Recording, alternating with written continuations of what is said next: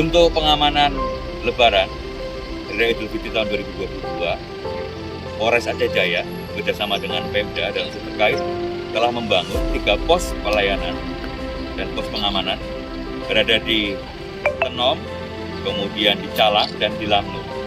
Tujuan daripada pembangunan dan pembentukan pos pelayanan ini adalah untuk menjamin dan memastikan para pemudik itu bisa melaksanakan mudik dengan aman dan sehat.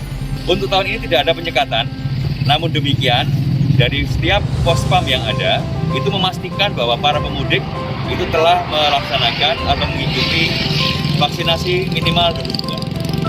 Oke, Pak, satu lagi nih Pak. Ini Pak, pendirian pos ini sampai kapan nih Pak? Direncanakan sampai tanggal 9 Mei atau pada hari berakhirnya untuk operasi Ketupat Selawah 2022.